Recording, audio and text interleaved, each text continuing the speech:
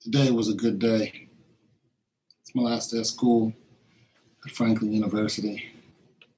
I just made dinner. You know what that is? That's potatoes, some peppers, green peppers, some onions, and some tuna melt. It's a tuna melt in there. There's two of them. Almost burnt it, but I didn't. You know, it's nice, and because I double cheese, make a tuna melt, double cheese it. You go double cheese. How do empires fall? How do empires fall? I guess it's not a good topic. It's one that we need to take notice of, though.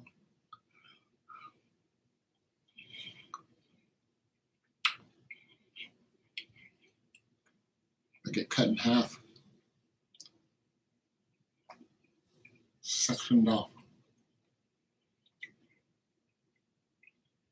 Too many people want to be leaders.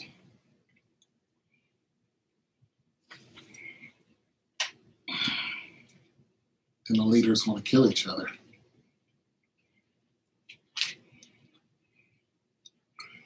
And when the leaders are dead, they choose new leaders. Or sometimes they don't. Sometimes empires fall because there is no leader.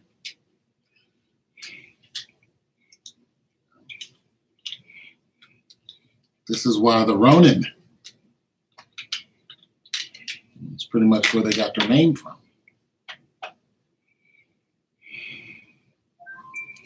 They had no leader. They were leaderless. They were leaderless warriors. And they needed a leader. You know why? Because samurai are loyal to a fault.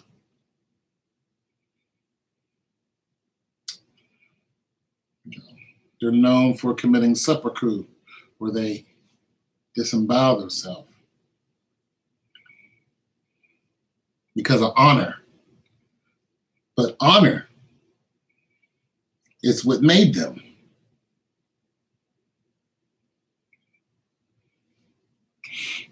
So, do you want a soldier who is so honorable that they will never leave your side?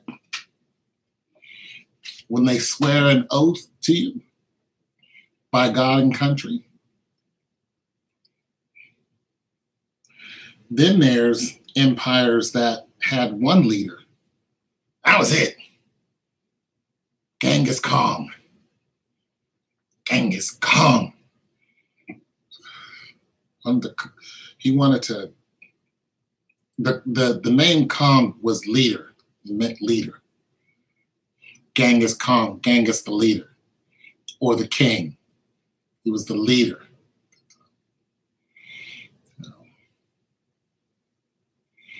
Swept over nations like a blanket. Attila the Hun. The Hun. That's what they were. They were Huns. That was the class of, or race, not really, I don't really like to say race, class of people. That's what their tribes were. They were Huns. Attila the Hun. Just like Jesus the Christ. His last name wasn't Christ. It was pretty much where you were from back then. It was Jesus of Nazareth. So Jesus the Nazarene. So, but how do empires fall? Speaking of Jesus, Jesus was born and died during the Roman Empire, during the height of the Roman Empire. The thing about the Roman Empire was most of the time the Roman army was not in Rome. They were out conquering. They had the third largest empire ever. Ever. The first largest empire was the Khans. They had the largest empire ever. And I think the Persian Empire came in second, but you guys can check on that. But nonetheless, Rome, the reason why Rome fell, well, for one, Rome only fell in the East. They didn't fall in the West. Rome had two empires. And they had the emperor in the East. They had an emperor also in the West. And the Western Empire could have fell. It could have fell, but the person who could have took it decided he didn't want it. He went up there, he fought against them, and they thought he was going to take Rome. He said, no, I really don't want it. Just kind of wanted you guys to stop, what you were doing. And that ended up being his mistake. And the person who did that was called Nimrod. So sometimes you'll hear a person who knows a little bit about Nimrod, but not much. They only heard his name. They'll say it as a bad name. You Nimrod.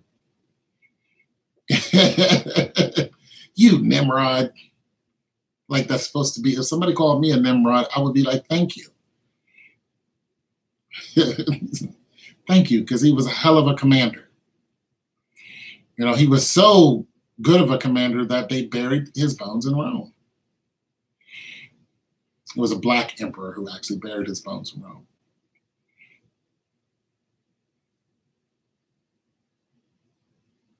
But how they fell in the East was very interesting. Rome fell in the East because of a couple things. One, the emperor. The emperor, or the king, the Caesars. Caesar was another word for king, ruler. Julius Caesar, Caesar wasn't his last name. Augustus, I think, was his last name. But Julius the Caesar was his title. Julius's name, Caesar, was his title.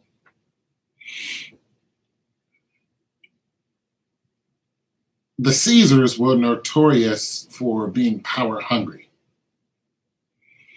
They were also notorious for bloodshed. And one of them did actually die in the gladiators, fighting a gladiator. So one Caesar actually was stupid enough to fight against a gladiator and lost his life. But nonetheless, what they did was they fought amongst each other. And part of how they fought amongst each other is the Caesars were against the Senate and vice versa. Now, if you have two ruling parties against each other, you have a lot of infighting. But here's the thing about the Caesars. The Caesars thought they were the sons of God. So they thought they were God. Julius Caesar and the rest of the Caesars thought they were gods. They thought they were the sun God. Not the sons of God, the sun God. What up, man? Just talking about, how empires fall. But he thought it's a boring topic. Some people have come on and gone. I'm just going to make it, and then I'm going to do another live and do some video, some music, and then I'm going to go ahead and do my paper and then call it a night. But he thought he was, they thought they were gods. So nobody could tell them what to do. They also thought that they can put their embodiments into objects and live on forever. They did anything to make you believe that they had all power. And it comes to find out that they didn't. Because a lot of them would get stabbed by their own Praetorians. Praetorians are like the people who watch our president. And they would, turn on them and kill them because they found out that they were mad. One of them was sleeping with a horse. Okay. And one thing that they would do to their Praetorians is if a Praetorian was about to get married and the woman was a virgin, Caesar would screw the Praetorian and the virgin in front of everybody. This type of madness went on and on until finally they said there will be no more Caesars in Rome. So now you have people who are loyal to Rome, but they have no leader. They were leaderless, just like the Roman. And you see what happened with the Roman in Japan and how they went around just slaughtering everything because they were leaderless. Nobody told them what to do. But while that was going on, you also had the church that was seizing power, the Catholic Church, which is so powerful now they have their own state. The Vatican is a state. All right. So the church at the time was also going up against the Caesars. And actually one of them told the Caesar he's no longer Caesar. He stripped him of his power.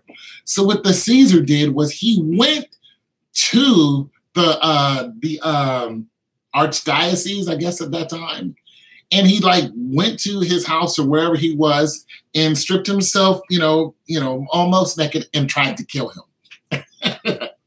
So there's a lot of that going on. Mind you, like I said, the majority of the time the Roman army was not in Rome. They were out conquering. Now, so you have those three factions. You have the Caesar, the Senate, and the church. It sounds like a beginning of a bad joke. The Caesar, the Senate, and the church walk into a bar. But that's what you had in Rome. And what do we have in America? We have the president, we have the Senate, we have the church. It's the same thing. The same elements here. We have three different power struggles here in America because America is pretty much made up pretty much like Rome was. All right? Pretty much the same thing. So basically, the church back then, when they decided to seize power, they would lie to the people. And they would lie to, of course, the Roman army. Because as long as the army was out killing people and destroying people, all in the name of God, the church was seizing power. And that's where the Magna Carta came into play. So the Pope basically said, fine, I want the Roman army to stay out of Rome so I can collect money and, and we can become powerful. Exactly what they did. So they decided to tell the Roman army and citizens, go forth. Hey, what's going on, Keisha? How you doing?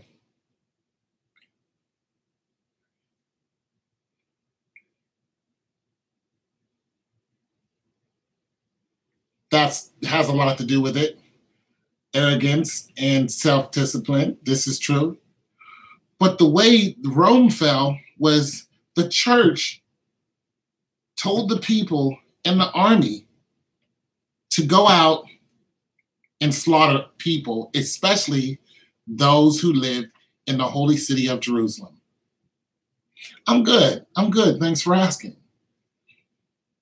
So this is when Saladin comes into play, because at that time he came out of Kedar, and basically they were in the holy city at that time, Jerusalem. And what they really wanted was a piece of wood that Christ was hung on.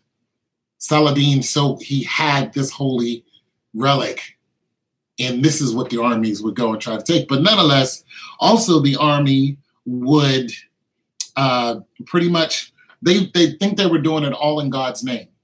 And the Pope said, it doesn't matter who you kill or what atrocities you do, you're doing it all in God's name.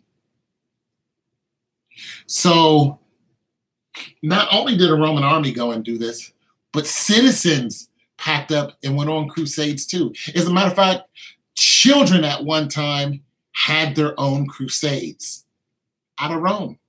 Just a bunch of Roman children just got together and they were like, we're going on a crusade. We're going to go ransack cities, kill people, and do whatever. But you know what happened to them? Most of them got caught and sold into slavery. But nonetheless, while all this was going on, Christ and his teachings stuck. And they saw the miracles of Christ and what he had done. And basically, this is why Paul and Silas, Paul, who was a Benjamite, which he was a black person, he says, I am from the tribe of Benjamin. Tribe of Benjamins are black people. Paul, who was a Benjamite, he also was a Roman citizen. When Paul declared, okay, let's get this straight. Paul was going around killing Christians until the Lord stopped him on the road to Damascus and he said, Paul, why are you persecuting me? And he said, who art thou? And he says, I am the Lord. Everyone around Paul, who were also soldiers, heard this, but they saw nothing. This is when Paul fell. He was blinded. Then he went to a certain city and, he was unblinded, so on and so forth. Then from then on, he was, I'm a Christian. And he claimed that Jesus Christ is Lord. Back then, if you claim that Jesus Christ is Lord, you are claiming that he is a king.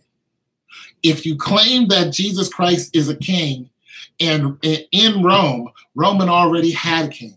The Romans already had a king, which was the Caesar at that time.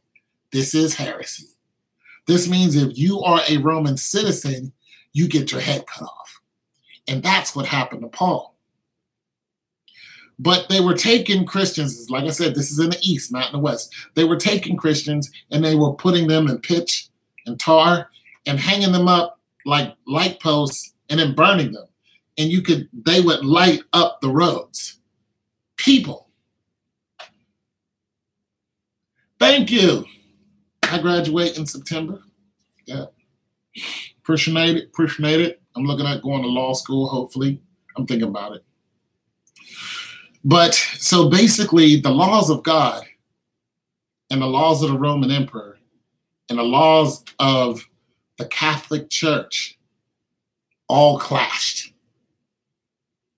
And Christ came out on top when he died and rose again. And this is how Rome fell. Because they no longer believed that Caesars were gods. They found out who the real God was.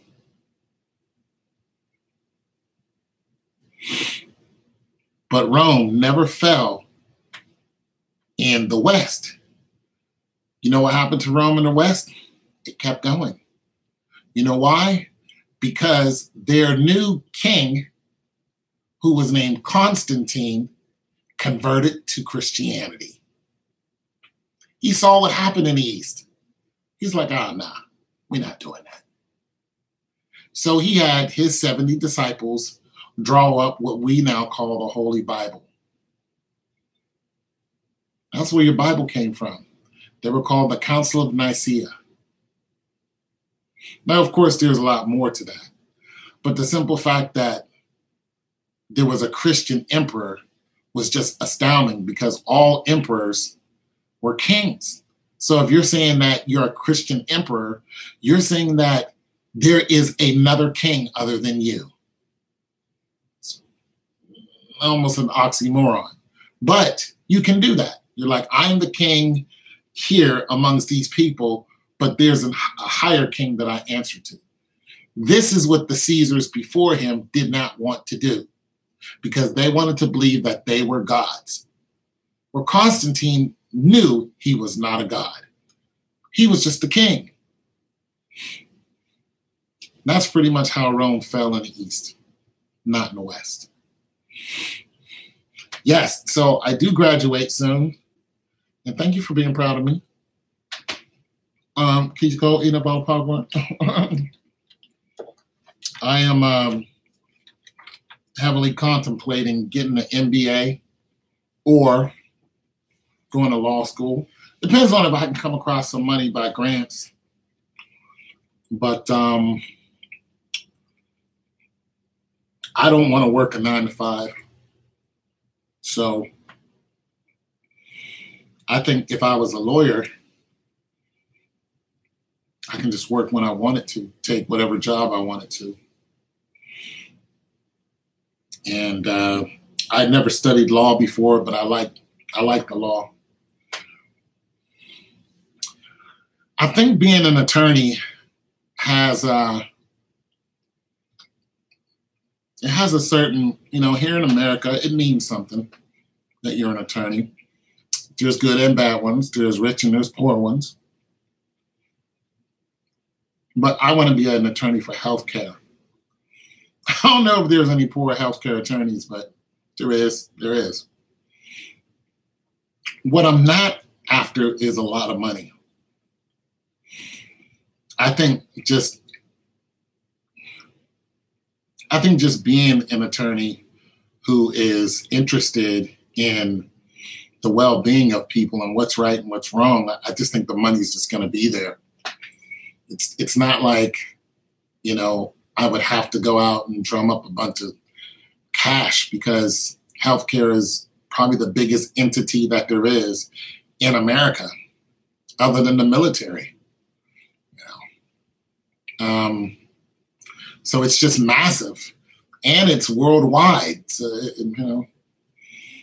if it can't practice here, then, learn the laws in another country and keep on moving.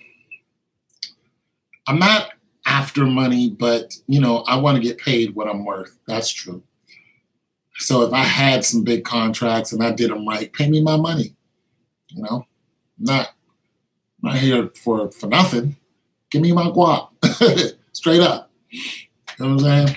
I'm not playing no games on that end. It's just that I'm not doing it to try to be rich or something like that. The average pay for a healthcare lawyer is around $150 a year. You gotta plug in taxes and then, all these other dues that go with it. So it evens out. It's a good living. It's a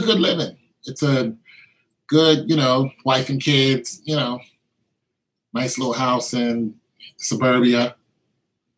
Yeah, that's well paid. Like I said, you got to take out a couple of things, but it's still good. Plus, you can do your little freelance, whatever. That's if you actually work for somebody. That's not if you have your own practice. If you don't have your own practice, of course, that number just skyrockets. Simply because, you can take some big cases, or you only take big cases. You could be that kind of person. And nothing's wrong with that. That's your hustle. You only, face off with, certain judges and things along that realm. And, I think you would be a great teacher in the healthcare field. Thank you. I think you said that before. And I appreciate that. So, yeah, I think that's the route I want to go. I wouldn't mind having my own practice, beep, boop, boop, attorney at law, make sure people know it's healthcare, it's not criminal, but I wouldn't mind learning criminal. Like, I wouldn't mind having a criminal's license. And another license I wouldn't mind having is not international, corporate. I would love to know corporate law. And the reason why I would love to know all three of those is because there's so much crime within the healthcare field. There just is. And we've touched bases on some of it during my classes, And it was the only thing in the healthcare field that really got me like, I could see myself, rolling up on, somebody's establishment, deputized by the government and saying, here's my credentials. You guys are now under investigation. I'll be in touch. Here's my card, whatever. I'll be in touch. So they know they're, and one of those reasons is because of what happened to Governor Blagojevich and how he got caught. It was very interesting the way Blagojevich got caught. I don't know if you guys want to hear the story or you want to hear the story or not, but nonetheless, the way he got caught just interests me. And I was like, oh, that's pretty deep, because the feds got involved and did a sting on him and pretty much caught him saying stuff he shouldn't have said, and then he got removed from his seat. Now, why this was so important is because he was trying to take President Obama's seat in the Senate when Blagojevich was a governor. But he was crooked. So they stopped him before he took the Senate seat. And they stopped him just in time. Because he was so crooked, he was just saying he was a gangster is what he was. He was a gangster. And they were just like, something not right with this dude. But he tripped his own self up. And also, the next person who tried to take that seat, it was a black guy. I forgot who it was. I don't want to say Ben Carson. It was somebody else, another black guy who tried to take it. And it didn't work either. Yeah, there's a lot of crooked governors and stuff like that. Now, healthcare is so crooked that when you're looking at abortions, when you're looking at, stem cell research, that's where the aborted babies go towards stem cell research. That's where they're going, in organs and stuff like that. There's just so much that involves the law that it just makes it so interesting. But there's just some things you can't touch or you're going to get touched. I realize that. And I'm not trying to get touched. Like, I know just away from some things like, hey, I'm not trying to be a gangster or get into it with none of y'all. My fight is for veterans and everybody else. But my fight is to make sure that the little guy gets what's due them. That's just that. I'm probably going to be a class action lawsuit lawyer. That will probably be my thing. Because I've sat in some lawyers' offices and I did this little thing where they were asking a bunch of questions. What they did is they hired a bunch of temporary people, just people right off the street, and they did a survey. They said, come on in. You're going to be here for a couple hours. We want you to listen to this case, which is a very smart thing to do. Just grab some random people that don't know anything about what's actually going on with the case and then explain it to them. That's what they did. And eventually I had the whole room's attention without saying much. One of the lawyers said, I want to hear what this guy has to say. And I pretty much analyzed the situation, and I told him, I said, this looks like a class action lawsuit situation. I don't know if that happened or not, but it was the only logical thing that I could come up with where everybody would be financially compensated and to a point where whatever happened to him was like, okay, I can move on now. Unfortunately, class action lawsuits sometimes have very small pays. Like Huntington Bank got sued, had a class action lawsuit against them because they were ripping people off by charging them a fee for something that they didn't use. But it was an arbitrary charge. They were just doing it. They're just like, we're just going to charge this to you. You can't do that if somebody is not using the service. You can't have a fee for service and make somebody pay for it when they're not using the service. You can't do that. The complex where I lived did the same thing. They said, from now on, you're going to be charged $3 for using an online service to pay your bills. What if you don't use the online service to pay your bill? You're charging me for something I'm not using. I'm automatically getting charged. If I use it and get charged, that's one thing. That's fee for service. If I don't use it and still get charged, that's a criminal act. And that's how Huntington got a lawsuit against them. And so every now and then I'll get a check for like $7. So sometimes class action lawsuit is not the way to go because the compensation is very small over a spread out amount of time. But sometimes the amount of people is not so large and the compensation is right now and it's a larger payout. So if you had 30 people that Huntington Bank did this to and your class action lawsuit was $2 million, you do the math. You know what I'm saying? So that would be okay. But if it was, 5,000 people, it's very small sometimes. Depends on how many people there are. Nonetheless, sometimes it's worth, sometimes it's not worth. But sometimes it's the only answer. Now, healthcare facilities, like there's some large healthcare facilities here, and they'll be in the news every now and then for doing something which is suspect. We suspect something's going on there. Yeah, you're not supposed to be doing that, But the majority of people don't know that what they're doing is suspect because A, they don't care if it's not affecting them or not. B, they might be working for the company.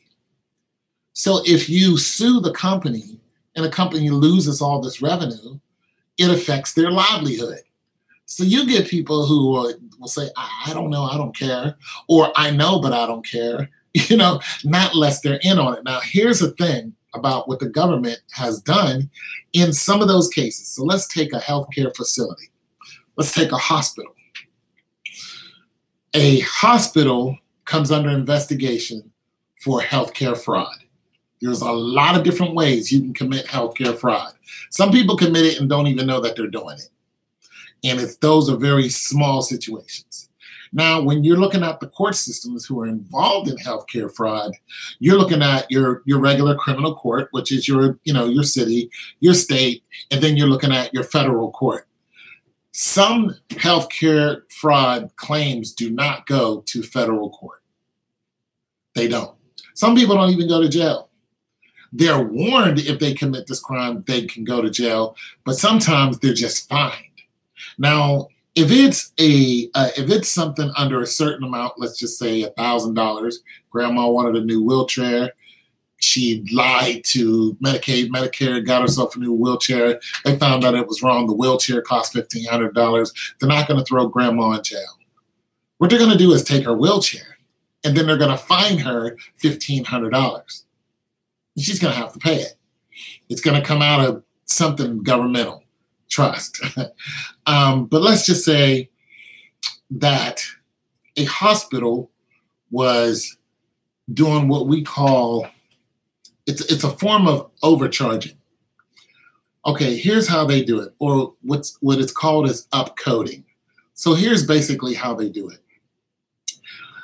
The medical system is governed in a lot of different ways, but your injuries or whatever you need as far as care all comes down to a code. It's called an ICD-10 code. I don't know what the acronym means, but I know what it does. And it just changed because it used to be ICD-9. And in a few years, it'll be 11. The reason why there's a change to the code is because there's more procedures. So and if you're going to cover every procedure, you're going to have to split the code. So it has to be ICD-11 because there's more than just I broke my finger, a compound fraction, a hairline fraction, some type of carpal some type of phalange, whatever. So there's different codes for it, all for the hand, all for the bone, all for the pointer finger. There's different codes for that one finger. What is exactly happening with this finger? You know what I'm saying? So there's all kind of different codes. And the more procedures that are needed for the code, the more the code splits. Then it goes up to ICD 11, 12, so on and so forth. But here's the thing. There was a hospital that was ran by a doctor. He's in his 60s. And basically what he did was, the ICD codes are confusing. Glad I don't work in the medical coding department. They are confusing, but it wouldn't be a bad thing to look at them every now and then and start getting to know them. Because the ICD codes are how Medicare, Medicaid is getting ripped off. In other words, when your taxes go up on something, it's because of the ICD codes. It's because somebody is upcoding and they're doing it in a ubiquitous way. They're getting a lot of money. So it's not a bad thing to start looking at the ICD code and just looking at certain procedures and be like, okay. So here's the thing.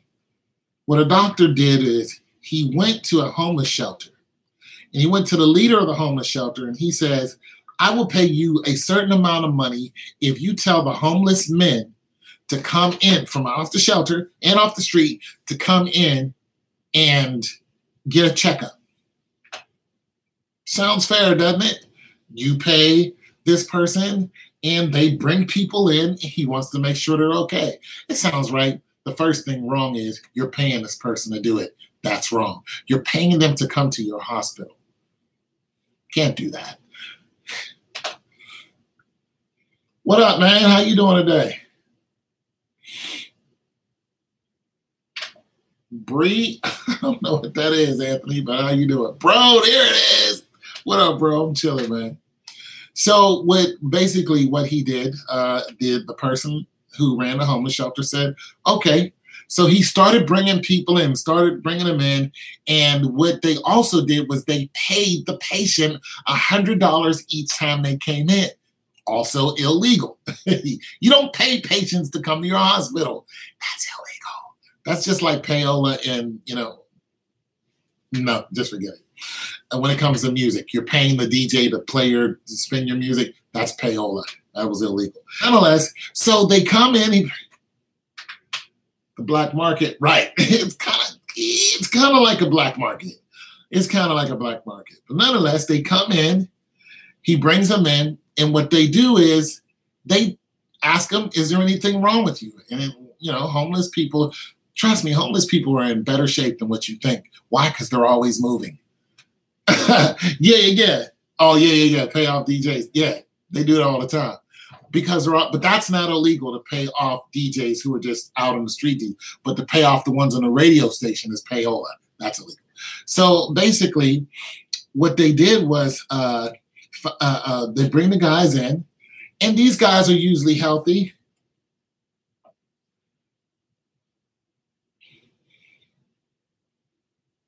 Yes, it is crooked.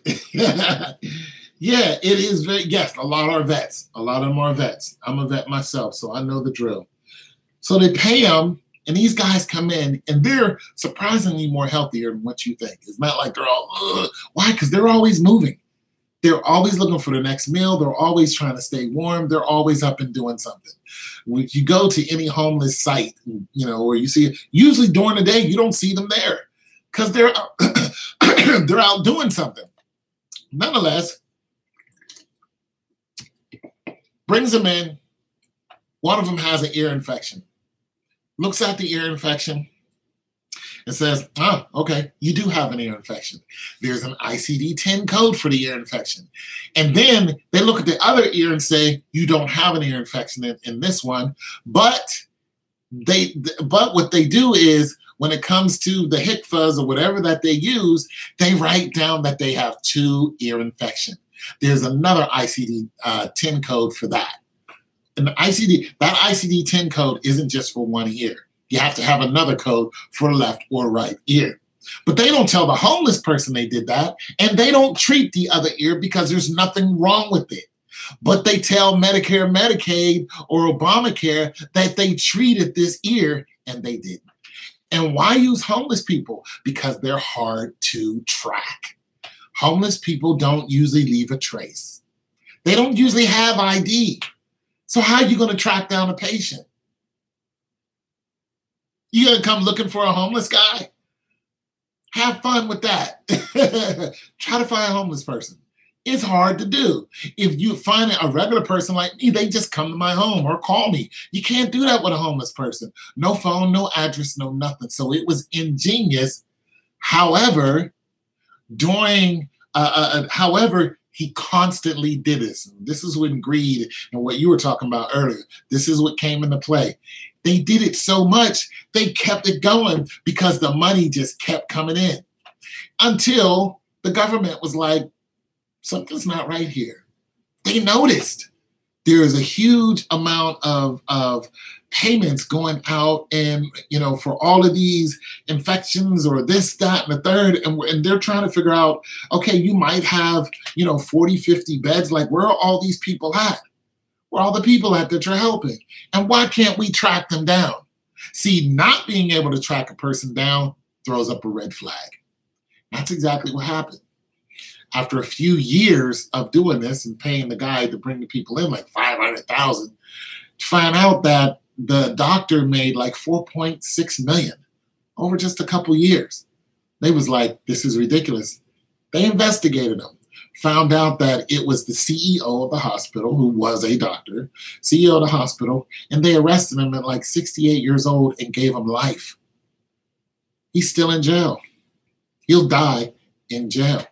Not only that, he has to pay back all of the money that he received. Now, here's the thing. If you were a nurse or another doctor or the janitor or whoever, and you knew this was going on, and you decided to tell what was going on, you would go to an ombudsman. You would go to ombudsman, or you would just, write the government, but you would go to an ombudsman. I'll be right back, bro. Okay, man. Invest in Bitcoin. All right, bro. That's a lot of money. He was living good. So bust it. So yeah, they caught him. They was like, you got to pay this money back. They'll probably never see it all. But nonetheless, so now the government is just like, if you know there's some crooked stuff happening in your facility, you can tell, and we won't tell that you're the one who blew the whistle. It's called a whistleblower. We won't tell that you're the one who did it. Not only that, if they did find out you're the one who did it, you can still keep your job. And if they fire you, you can sue them. That's what an ombudsman is for. You go to the ombudsman goes right to the government and says, they need to be investigated. This is what we found out. You can also just email the ombudsman. You don't have to walk into their door. You can just anonymously just, boom, drop them a letter, send them smoke signals, whatever. You let them know. But here's the thing. If person or persons are committing these crimes and they get caught and they have to pay back the government, let's say $1 million or whatever, you get 10% of it. The government just changed that. Before, the whistleblower wasn't getting anything but harassed. Now you get protected and you get paid for it. Try that on for size. So there's a lot going on, and that's why it's very interesting. Very interesting.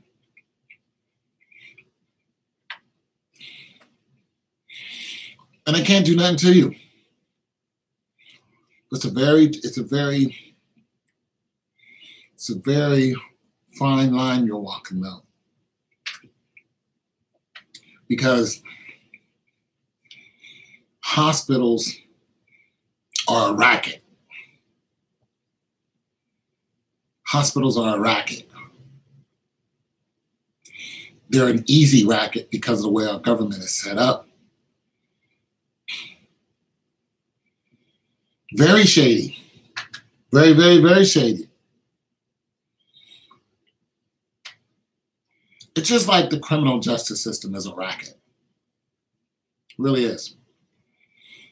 In a criminal justice system, if somebody goes in for one crime, they get over indicted.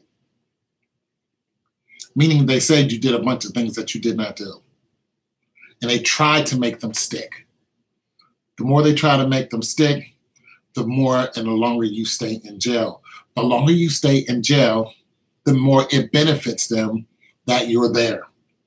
Because of the contracts between those who feed the jails. There's a contract for the people who make food for the jails. Well, if there's nobody in jail, then who are they making food for? So they need bodies in jail. So they try to over-indict you in order to put more bodies in jail so they can order more food, and it goes around and around. The same thing with hospitals. It's a racket. More people that are in the hospital, the more bills that they can hype up and hike up and say, oh, you need this too. And the more, and the procedure codes that the more procedure codes that they can put on you. Put this on you and that on you. Oh, you need a heart cath. Oh, you need 2 heart caths. Oh, you need a defibrillator, or not a defibrillator, a heart monitor. Or you need probably don't need any of that. Probably just need some Tums because you have indigestion.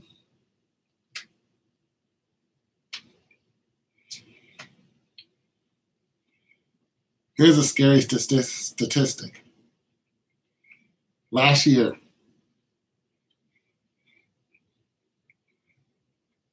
98,000 people went to a healthcare facility and or hospital and didn't come home.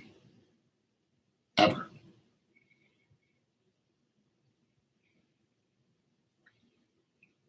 Just wrap your head around that. Wrap your head around that. That is a staggering number. A lot of times they went there for minor causes. Come to find out the hospitals what killed them.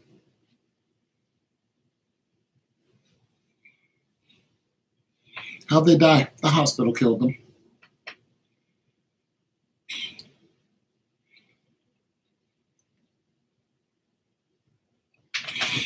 It's sad, but it's true. And it's not because somebody did it on purpose. Sometimes people do it on purpose.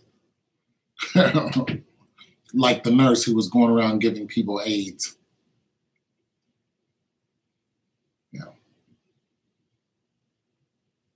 Sometimes malpractice happens because of sheer negligence. Purposeful negligence, which is even worse. There's a case where a nurse had to take. What nurses do is they prep for the next day. So they have the tubes that they put in the bag, and the drips into your vein, so on and so forth. Well, those bags can be filled with medication. So let's just say that, okay, and when those bags are filled with medication, they have a label on them. So basically what a nurse did was she had a bag that was filled with a particular type of medication, and she had a patient who she was, setting up to do whatever. And the doctor walks in and says, hey, I need you to help me with something. So she leaves right away, and the next nurse comes in, and she uses the wrong bag on the patient who is allergic to the medication that's in the bag. And of course, he went into cardiac arrest. They saved him, but didn't save her job. She didn't do it on purpose. It was an accident. But it was negligence.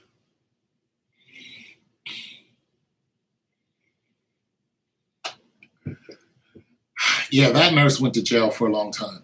But like I said, A lot of times a malpractice suit doesn't happen because the nurse and or doctor did it on purpose. There's a lot of people who go into an operating room and once they're sewn back up, some of the items that were used during their operation is still inside them. When they send them home, they start complaining of pain. Like, why are you still in pain? And they come in and they do an x-ray. I'm in pain because I have a syringe or something in my, oh God, if you had a syringe in your stomach. But it's because they have a metal object that doesn't belong in there. And it's eating at them, because it's a foreign object. And they have to open them back up and take it out. And that's a lawsuit. This is why, 54 trillion? I mean, it's such a ridiculous. It's like $54 billion spent on insurance for doctors. It's a large number. Just for medical malpractice. Insurance. That's the insurance for medical malpractice. This is what they're paying, which is another racket. Insurance is another racket.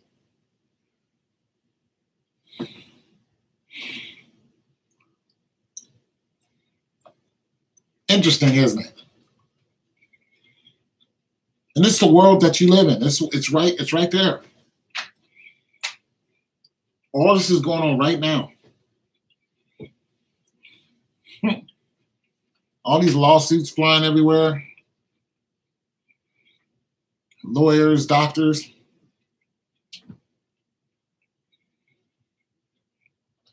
That's why that degree interests me. Because at first I didn't want it. But then I thought about how ubiquitous it is, and I was just like, why wouldn't I want it? I mean, it's like I'm an artist at heart. But when you want to live in a practical world, you don't want to just get an art degree. You want to have something with an art degree. An art degree is fine, but have something that's needed.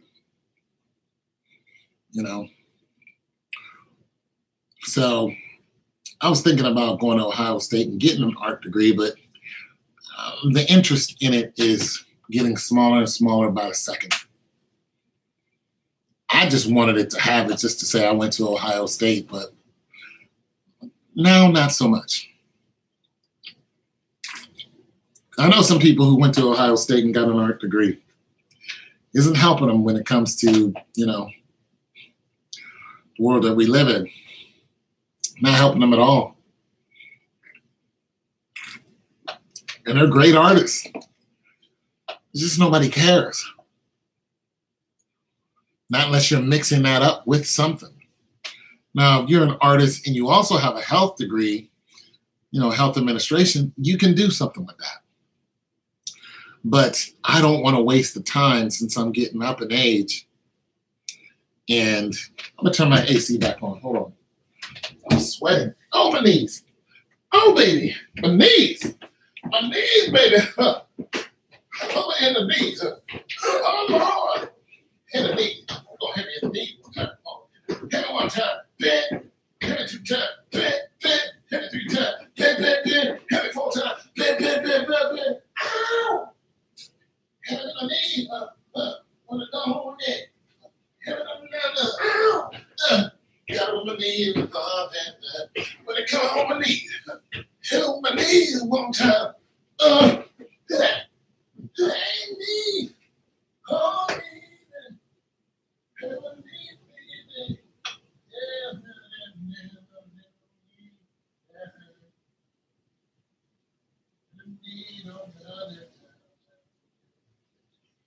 Hit on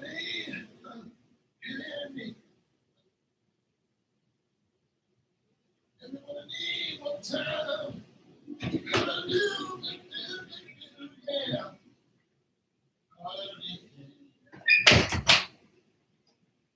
Have me in my knees. Do this. Do that. Bam.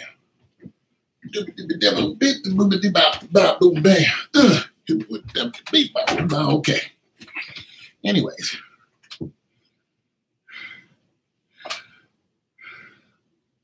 About to go to Taco Bell.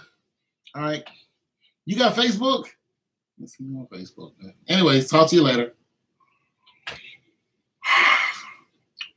That was fun. All right.